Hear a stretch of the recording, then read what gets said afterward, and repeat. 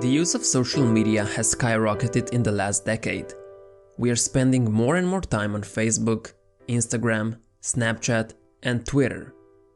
Whenever we have some free time, we check our newsfeed to see if something new has happened. Whether we'd like to admit it or not, it's changing why and how we do certain things, and especially how we look at them. Too much use of social media has been linked to higher levels of loneliness and depression. And we know that an entire new generation is growing up with lower self-esteem than all previous generations. Interestingly enough, people who browse social media more often than others seem to suffer the most. Let's take a look at why this is happening. One thing that social media does is that it shows us fake lives of others. Everyone you know is always on exotic vacations, they have amazing dinner parties with friends, and they are in perfect relationships. And you? You are just sitting there, living your boring life while everyone else is out there enjoying themselves. However, this is far from the truth. The only thing that is shared through social networks are positive aspects of our lives. When you're going through difficult times, you don't really want people to know you're struggling. Most people are not going to share publicly that they are feeling sad or depressed. So it's only natural to share the best moments of our day. What happens is that we only see the highlights of those people, but we think that their life is constantly this way. They don't show us behind the scenes because that's not as exciting. But I assure you, they have a lot more problems than you might think. Let me show you an example that happened just the other day. I went out with a friend of mine for a cup of coffee. And the only thing we talked about was her relationship problem. She and her boyfriend have been fighting a lot over the smallest things. She said she'll probably break up with him since they can't stand each other anymore. But guess what happened later that day? She posted a picture on Instagram with her boyfriend, basically saying how he was the love of her life and how amazing their life together was. The photo got tons of likes and comments, basically saying how perfect they were for each other. This behavior is toxic. Like millions of other people, she's trying to portray how great her life is while simultaneously being depressed. This is what social media does. It makes people put filter on their lives. What my friend is trying to portray to others isn't the same as what is really going on. If you didn't know what was happening behind the scenes and you saw her Instagram post, you would probably think, "Wow, look how great her life is. Mine is nothing like that. I wish I could have a relationship like hers." And this is exactly where low self-esteem comes from. You might wonder if there is something wrong with you because your life doesn't look that way. Everyone who posts on social networks seems to have their life figured out, while you don't even know in which direction you're going. But most people don't have anything figured out, even if they're making it seem that way. You just have to remember that behind the scenes, most people live regular, boring lives, so there's no need to feel discouraged.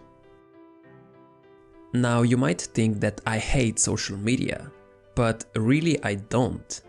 However, I urge you to think about how you spend your time on it. Social media is a tool, and like all other tools, it depends on how you use it. You can find loads of inspiration or information which will motivate you or add value to your life. It's through YouTube, a social platform, that you found this video after all.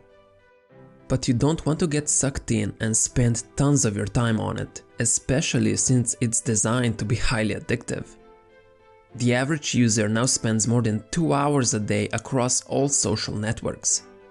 This is quite alarming, because when you think about it, that's a lot of time. We are not enjoying and living our life, but instead we're mindlessly consuming irrelevant content. Since you probably don't want to completely quit social media and become a hermit, let's take a look at how to use the platforms more efficiently. One thing you should do is unfriend useless friends. Many people have hundreds of friends across all platforms. But are they really meaningful friendships? Of course not. An average person has 1 to 3 close friends. The rest are superficial friendships.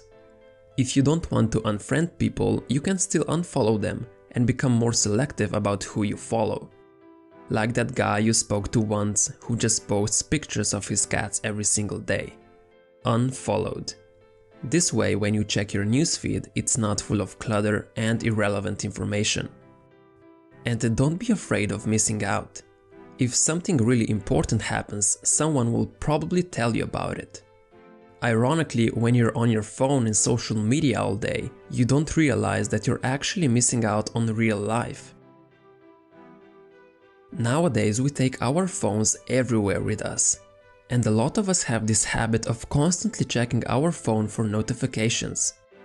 Every time we are waiting in line or are just bored, we pull out our phone and mindlessly check social media, mainly out of habit. The solution here is to remove those apps from your phone and block all the notifications. This way, you're not just a click away from being pulled into social media rabbit hole. We know that once we start, we just have to check every single post. So not having the app, there is no real temptation to check your phone mindlessly. Yes, you could still go to Instagram.com or Facebook.com website if you really wanted to. But there is this additional barrier of resistance that you have to overcome. This time it's not just one click away and you won't check it just out of habit, but it's going to be a conscious decision. What we really need to do is put more thought in how we spend our free time. If we don't have anything to do at any given moment, then these addictive apps will always be an appealing option. So I recommend you fill this free time with something of more quality, preferably with something that will actually benefit you. I urge you to look at how much time you're spending on social media every day. Don't be one of those people who never look up from their phone or computer. Real life is going on around you, so be present. You don't want to spend your time in virtual reality with people you don't even know that just post fake social updates. It's okay to be bored and just let your mind wander sometimes. But it's even better if you live your life in a way that excites you. I still use social media myself, however I have restricted it to once per day. And because I have removed all the useless friends, I'm done checking it in 10 minutes. This way I don't miss out on anything and I don't waste my time constantly checking my newsfeed, waiting for someone to post something. If social media is not motivating you, inspiring you, challenging you to be better, then it's time to reflect on why you even have it. Thanks for watching.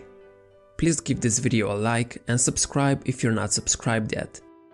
Also click on that little bell icon so you can get notified whenever I upload a new video. This way you'll become better than yesterday.